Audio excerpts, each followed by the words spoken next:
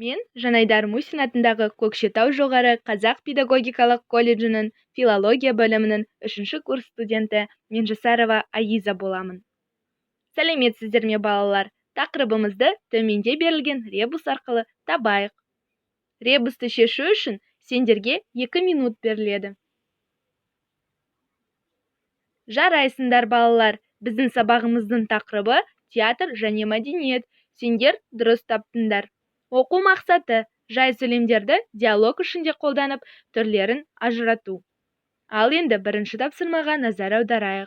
Мәтінді мұқият оқып, мәтінге ат қойыңдар. Қай мәтін түріне жататынын анықтаңдар. Бірінші тапсырманың дескрипторы. Мәтінді оқиды, 1 ұпай, мәтінге ат қояды, 1 ұпай, мәтіннің түрін анықтайды, 1 ұпай. Барлығы 3 ұпай. Бірінші тапсырманы орындау үшін сендерге 10 минут беріледі. Жарайсың. Ал енді өз жұмысыңды жетістік баспалдағы әдісі арқылы бағала. Төменгі баспалдақ: тапсырманы орындай алмадым. Ортаңғы баспалдақ: аздап қиналдым. Жоғарғы баспалдақ: тапсырманы орындай алдым. Ал енді екінші тапсырмаға назар аударайық. Театр әдебі тақырыбына жай сөйлемдерді қатыстырып, диалог құрастырыңдар. Қолданған жай сөйлемдерді кестеге ажыратып жазыңдар. Екінші тапсырманың дескрипторы: жай сөйлемдерді қатыстырады, 1 ұпай, диалог құрастырады, 1 ұпай, кестені толтырады, 1 ұпай, барлығы 3 ұпай. Екінші тапсырманы орындау үшін сендерге 12 минут беріледі. Жарайсың. Енді өз жұмысыңды бас бармақ әдісі арқылы бағала. Жоғары: тапсырманы орындай алдым. Орташа: тапсырманы орындағанда қиындықтар туды. Төмен: тапсырманы орындай алмадым. Ойлан әдісі арқылы жағдаятты шешіңдер. Сен театрға келдің. Театрда жақын досыңды кездестірдің. Оның орны артқы қатарда екен, ал сенің орның алдыңғы қатарда болады. Бірақ сендер бірге отырғыларың келеді. Қандай әрекет жасайсың? Жағдаятты шешу үшін саған 2 минут беріледі.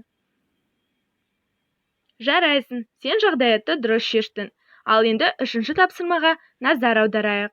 Бүгінгі тақырыпқа байланысты бейтаныс жанға 5 кеңес тақырыбына толымды және толымсыз сөйлемдерді қолданып, мәтін құрастырыңдар. 3-ші тапсырманың дескрипторы: толымды және толымсыз сөйлемдерді қатыстырады, 1 ұпай, мәтін құрастырады, 1 ұпай, барлығы 2 ұпай. 3-ші тапсырманы орындау үшін сендерге 8 минут беріледі. Жарайсың. Ал енді 3 шапалақ әдісі арқылы өз жұмысыңды бағала. 1 шапалақ: тапсырманы орындай алмадым. 2 шапалақ: тапсырманы орындауда қиындықтар болды. 3 шапалақ: тапсырманы орындадым. Балалар, біздің сабағымыз өз мәресіне жетті. Енді үй тапсырмасын жазып алайық. Өздеріңіз барған театр туралы мәлімет жазып келіңіздер. Тазалық әдісі арқылы рефлексия жүргізіңіздер. Чемодан, қоқыс жәшігі және ет тартқыш. Чемодан: тақырып бойынша алған керекті ақпаратты чемоданға салыңыздар. Қоқыс жәшігі: сабақтағы керек емес, артық дүниені қоқыс жәшігіне салыңыздар. Ет тартқыш: бүгінгі ақпараттың ішінде әлі оқуым керек, толықтыруым керек дегендері болса, ет тартқышқа салыңыздар.